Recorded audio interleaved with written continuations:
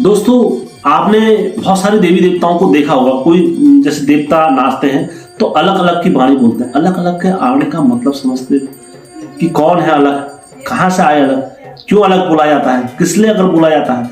तो दोस्तों, आज की जो वीडियो में मैं आपको अलकनाथ देवता के बारे में बताऊंगा। और इससे पहले भी मेरे ही यूट्यूब चैनल पर अलकनाथ देवता की कहानी पड़ी हुई है और कैसे उनका जन्म हुआ था, मैंने गुरुओं के मुख से सुनने के बाद निकाली थी कहानियां। और आज की वीडियो में मैं दोबारा अलकनाथ जी की कहानी लेके आया हूं, क्योंकि मेरे सब्सक्राइबर लोग हमेशा मुझसे मांग करते हैं, तो मैं उनका भावनाओं को समझते हुए अलकनाथ जी की कहानियां आप लोगों के समक्ष रख रहा हूं। दोस्तों, हमेशा की तरह वीडियो में आगे बढ़ने से पहले चैनल का इंट्रो।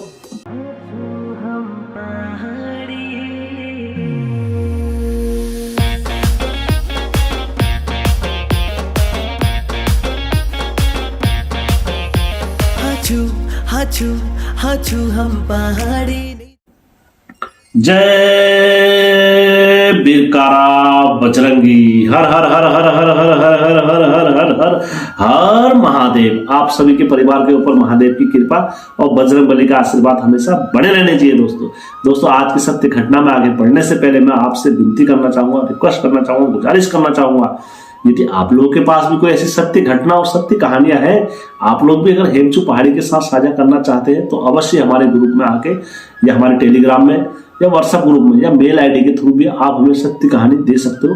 और अवश्य ही आप एक उत्तराखंड की पहल में हमारे साथ चल रहे हो। तो और दोस्तों, मैं एक छोटी सी सूचना और देना चाहूंगा। आप लोगों के प्यार और आप लोगों के सहयोग से हम हर वर्ष कांवड़ियों के लिए एक छोटी सी सेवा लगाते हैं सती मंदिर पे। और इस बार हम आप लोगों के प्यार और दुलार से इस कार्यक्रम को और आगे तक बढ़ा रहे हैं और अलग अलग क्षेत्रों में भोलेनाथ के भक्तों के लिए सेवा लगाने का एक, यदि आप लोग भी सेवा करना चाहते हो तो अवश्य आप लोग भी इसमें सेवा कर सकते हैं, चाहे वो किसी तरीके से हो, तन मन धन से। तो आप लोग हमारे साथ अवश्य जुड़ सकते हैं और सेवा अपने लगा सकते हैं। दोस्तों, हमारा दूसरा यूट्यूब चैनल भी है जो देवभूमि पॉडकास्ट के नाम से है। आप वहां पर भी आके हमें सब्सक्राइब कर सकते हैं और वहां पर हम सभी गुरुओं को लेके आने का हमारा प्रयास है और उनके अपने उत्तराखंड को करीब से जानने का हमारी एक पहल है। आप अवश्य हमारे उस चैनल को भी सब्सक्राइब जरूर करें। दोस्तों, आज की कहानी में चलते हैं। दोस्तों, इससे पहले भी आप लोगों ने सुना होगा, मैंने अलकनाथ जी की कहानी डाली थी और अलकनाथ जी का यूट्यूब में बहुत कम जिक्र है, आप देख सकते हो। और हमारे उत्तराखंड के जितने भी देवी देवता हैं, अलग की वाणी जरूर बोलते हैं, अलग अलग अलग अलग अलग अलग अलग अलग अलग अलग अलग अलग अलग, इस टाइप से अलग की वाणी बोलते हैं। अलकनाथ जी कौन थे और अलकनाथ जी का जन्म कैसे हुआ और अलकनाथ जी बचपन से ही उनके अंदर क्या शक्तियां थी और क्यों वो उत्तराखंड के सर्वोच्च देवता माने जाते हैं अलकनाथ जी।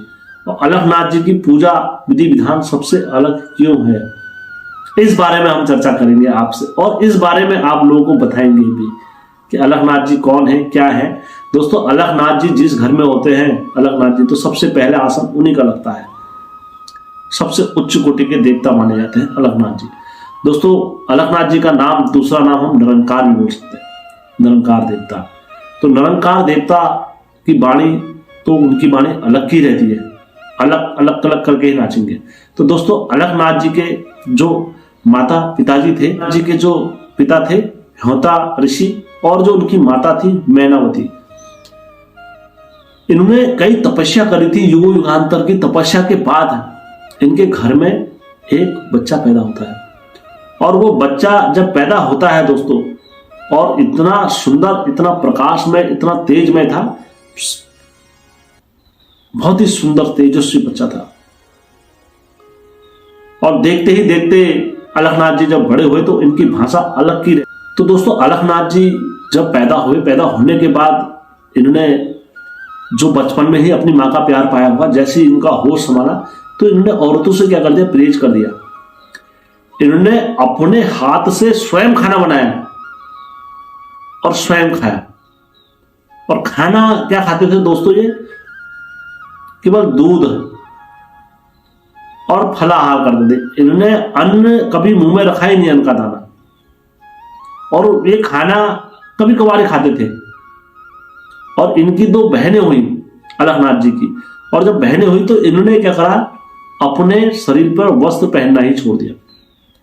बिल्कुल नंगे रहते थे और जहां कहीं भी जाते थे नंगों की तरह चलते थे और नंगे ही रहते थे। जब इनके मम्मी पापा ने इनको काफी कुछ कहा, काफी डांटा, ये करा, इनकी मम्मी ने इनके लिए क्या बनाए, कपड़े बनाए। और जैसे इनके कपड़े इनके शरीर में पहनने को लेके तो वो कपड़े काय के बन गए, लोहे के बन गए, वज्र बन गया, लेकिन इनके शरीर पर कपड़े धारण नहीं हुए। तो दोस्तों ऐसे जोगी थे और जोग में ही आसन में रहते थे।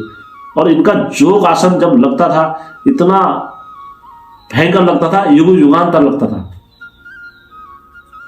बिल्कुल इस तरीके से अलखनाथ जी का अपने जीवन में अलखनाथ जी ने बहुत कष्ट झेले और कष्ट झेलने के बाद इनने काफी लोगों की प्रेरणा झेली। लोगों की प्रेरणा झेलने के बाद लोगों का वहां गए, लोगों को भिक्षा मांग के लेकर आते थे और जब ये जहां बैठ जाते थे तो वहां तपस्या रहते थे। और इन्होंने अपने जीवन में दोस्तों कभी मुंह में अन्न का दाना नहीं डाला।